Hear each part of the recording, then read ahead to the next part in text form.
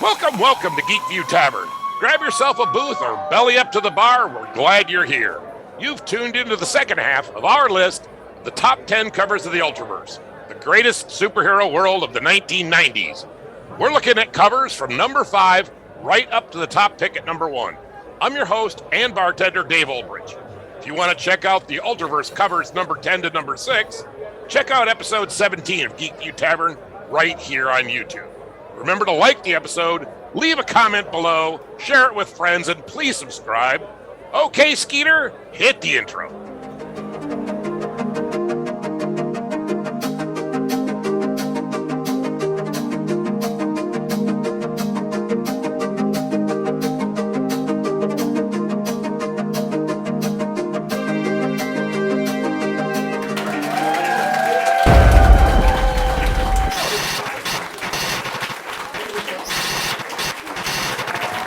Welcome to Geek View Tavern. In this episode, Tom and Dave and Chris and our special guest, Marc Truex, are going to be talking about the top 10 covers from the Ultraverse. So, to my left is Mr. Tom Mason. He's one of the co-founders of Malibu, as well as one of the founding fathers of the Ultraverse, as well as Mr. Chris Ulm, who's right below him. Give us a wave, Chris. There we go.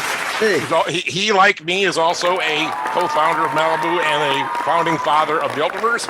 And Mark, where can they find Absolutely. the Ultramonthly Podcast? So if you're interested in jumping on now to the Ultramonthly Podcast. Ooh, look at you go. Yeah, you can find us on every platform you find your podcast. So whether it's Google Podcast, Stitcher Radio, Spotify, everything in between, come to our website, ultramonthly.buzzsprout.com, and you can get all of our episodes, past and future. Why don't we explain what we're going to do? Why don't you Okay, we're going to do a countdown from 10 to 1 of the top Ultraverse covers. Mark and Jeff from the Ultramonthly Podcast submitted their list, and then I called it down to 10. So that's the process that I wasn't going to talk about. So going on to number 5. Top 5. Yeah. All right, here we go. We're going to go to the top 5. It's the good stuff. Yeah, it's the creme de la creme, as they You say. think it's second 5? Wait till you see the first 5. Oh yeah. So I let these two. I love these. I let these two be a tie at number 5, and so it's actually a top 11 if you count these as 2. Right. But I really count them as 1 because Norm at the height of his power, right? Yeah, I just love Norm. He's inking these as well, right? Yeah. Oh yeah. That was part of the agreement to get him to come to do the books, that he got to ink his own work. Yeah. I love his inks. They're just great. So this was the first time that we did a crossover between 2 books, right? I think so. And Yeah. somebody, Might be. and I forget who came up with the idea of doing it like this. Oh, you mean if they're going to be fighting, have one cover? I'm sure we split those covers 50-50 when we shipped them to the retailers. I'm sure we did too. Because I feel like this is the first variant outside of, like the hologram covers and things like that on number 1s. This first time doing a separate cover in the Ultraverse too. Yeah, because this would have been really early. This would have been Prime 4 was September 93. Yeah. You've mixed them up too, because the 251 is the newsstand one. Yeah, well, clearly we probably didn't bother putting a barcode on the non-newsstand ones, right?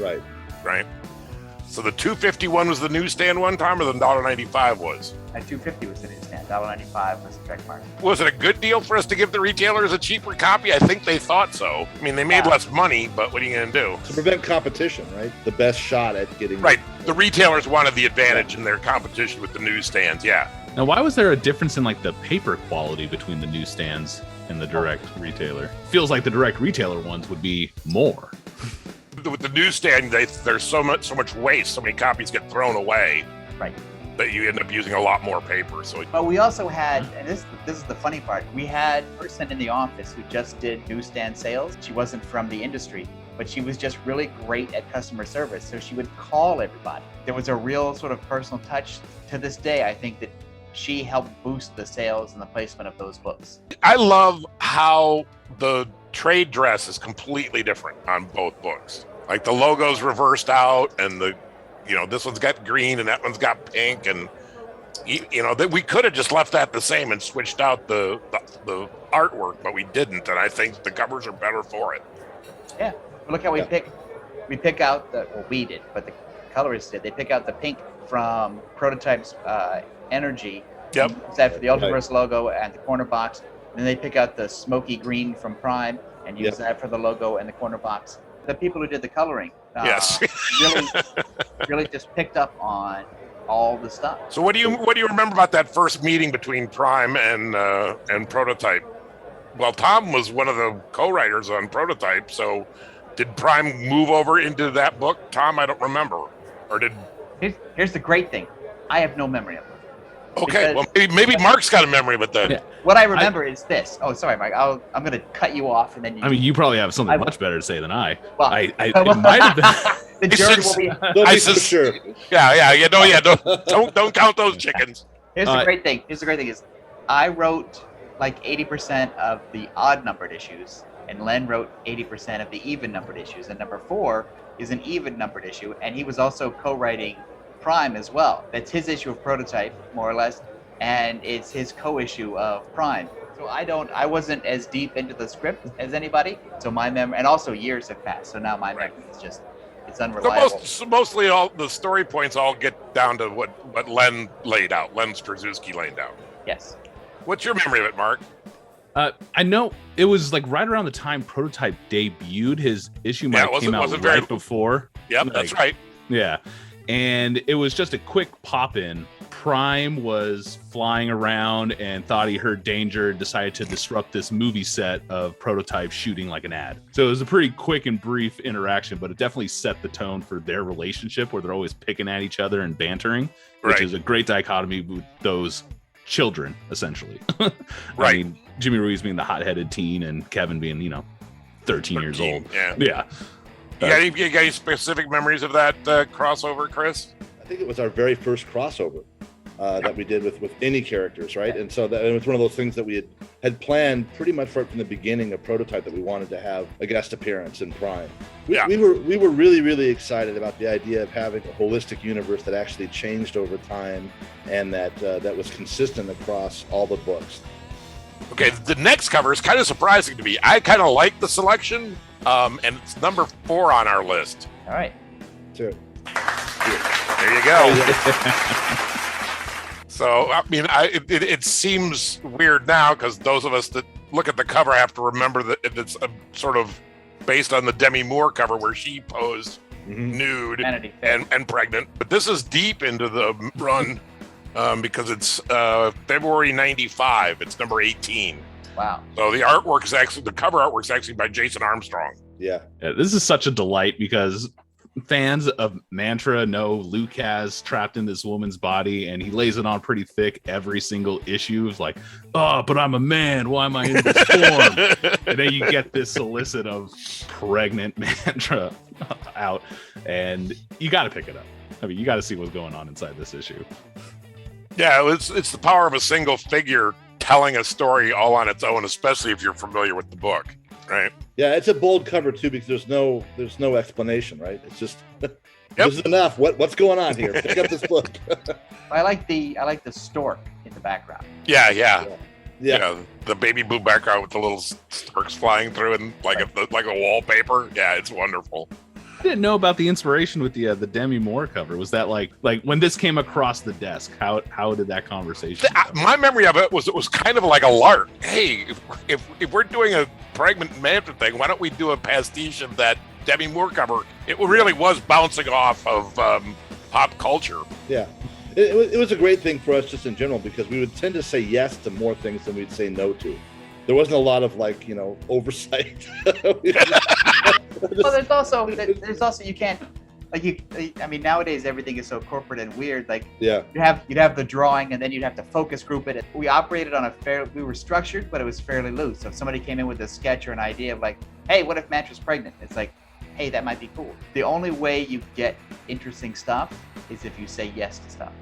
Yeah, and look at her face. Her face is just precious. The look on her face really conveys a lot of what you need for that cover. Yeah. And I was just never a fan of that Mantra logo. Good gravy. 30 years later, you're still on it. Look at that. Yeah. Did I say that before? I don't remember saying that before. You say that every time I run into you. No, I do not. Dave, you've called me at 12 midnight. Right. You get text waking you up. And I'm like, hey, Dave, I don't want to talk about Matra. I want to go to sleep.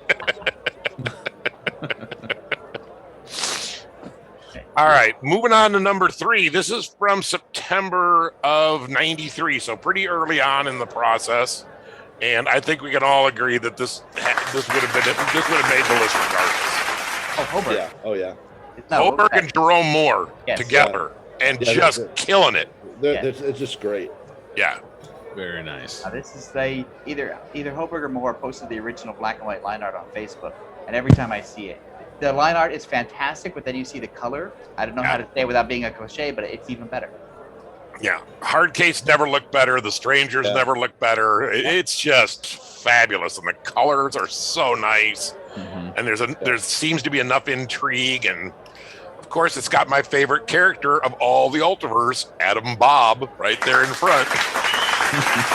Just the energy and momentum that you're getting off of this too, the way it's just running right off the edge of the field is pretty epic. Yeah, there's a lot of motion in it. Yeah. And what I love is they're coming at the reader, but also several of them are not coming at the reader. So it gives you the sense that the battlefield is much bigger. Like it's going off to the left and to the right. Yeah, forward. so it's a great composition. Yeah, Zip Zap and Electrocutor definitely fighting somebody that Hardcase can't even see. Right. Yeah, very Zip cool. Zap plays all the way through. Right, yeah, he goes all the way across the entire cover. Yeah. Yeah, it's one of the best, and the logo is perfect, and it's. The other thing about this one is that Hardcase was a character that oftentimes just didn't look good because his character design was so difficult. Yeah. To really make pop out, and here he actually looks great. It's a great rendition of Hardcase. I like to think that 30 years later, if Hardcase was still alive, he'd still have a '90s ponytail mullet. I agree. I don't think he should ever have. He should always have. Hardcase should always have a ponytail. I think that's exactly right. And nobody wants to tell him. It's like, hey man, hey dude, what's with the hair? What? He's an A-lister. He needs it. That's right. He's a working man. The great thing about Hudlin's original pitch is he was one of the few characters that actually had a job. Throughout the book, all of his property kept getting trashed, and he'd talk about how expensive his car was that just got wrecked and the millions of dollars of damages done to his condo, and constantly worried about his budget. What was this? Did Chris or Mark remember what the story was with this one? The Strangers had just gotten their powers, and they came to this epiphany that, like, if we want to be heroes, we need to find out how to be a hero. Well, let's go talk to the only hero anyone knows about, and that's Hardcase. Right. The world's first Ultra. Because he was part of the squad, right? Mm-hmm. Exactly what I was going to say. And whenever Ultras get together, calamity ensues. It's just natural. Yeah. So here, this is another one that I think is self-evident. This is number 2 on the list. Boris Vallejo. Oh yeah. Showing us how it's done. And also, this is a lift from an issue of Captain Marvel, I think, or Shazam. Mm-hmm. Really? Yeah. It's a deliberate callback. Oh, that's cool. That's great. So we acknowledge that the influence of Prime comes from Captain Marvel / Shazam, and then we invoke it even more with a cover nod. Yeah.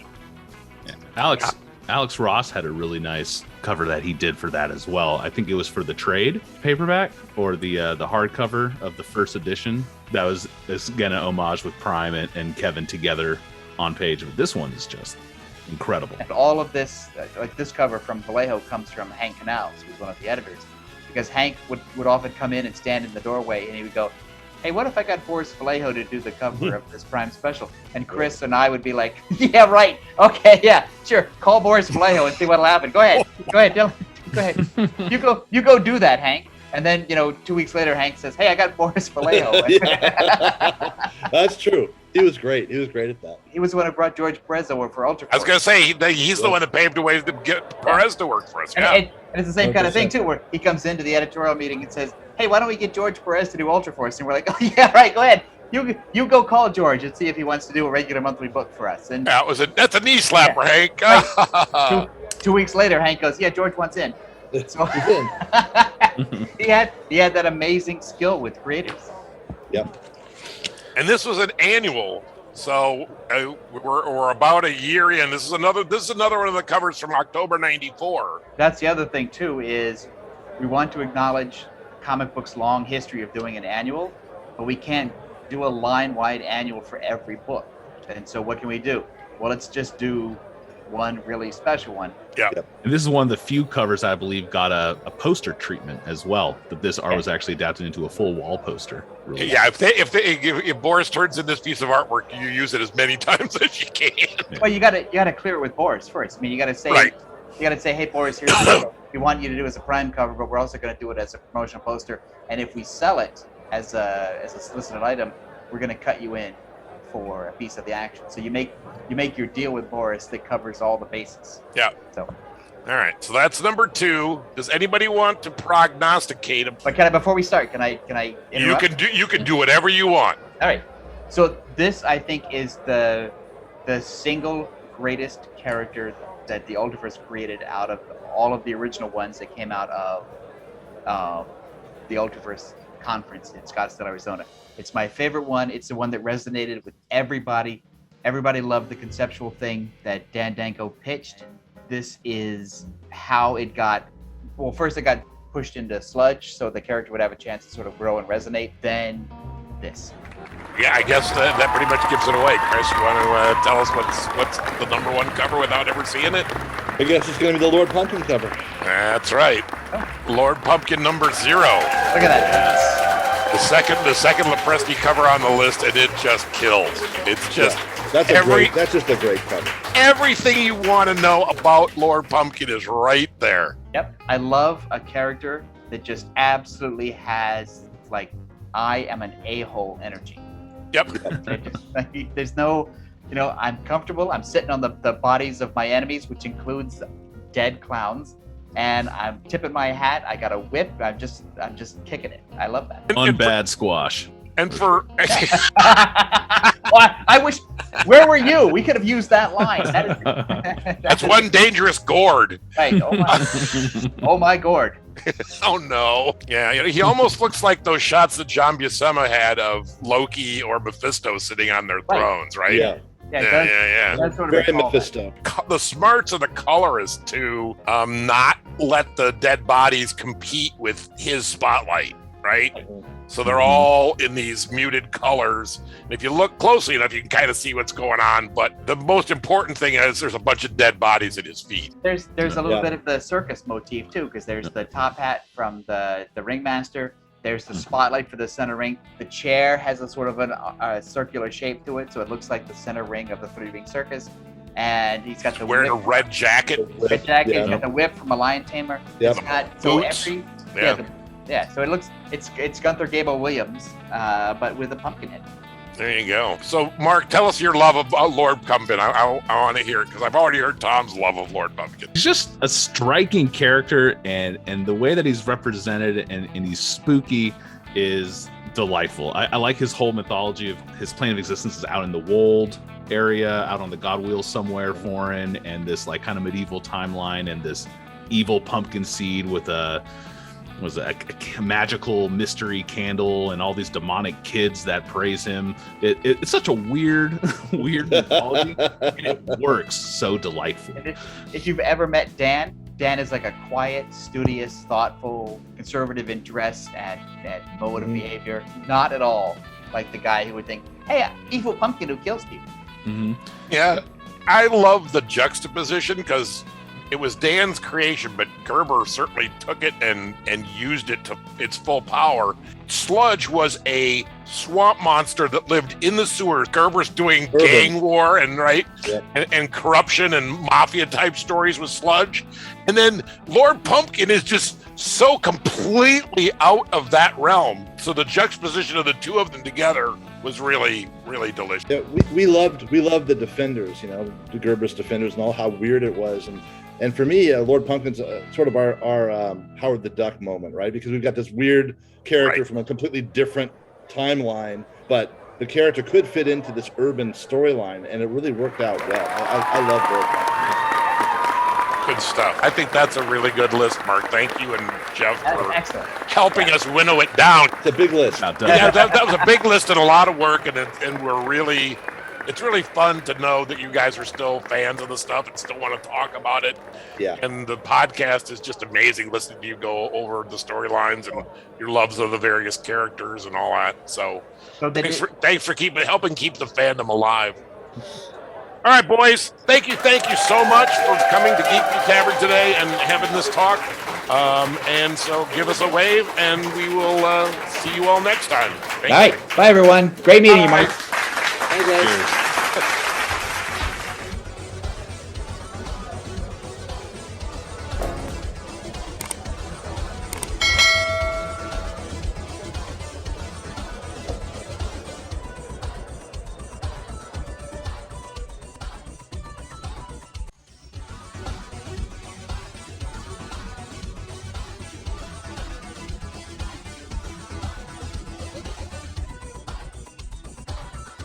Thanks for visiting Geek View Tavern. Remember to like, share, subscribe, and click the bell to get notified. Come back soon.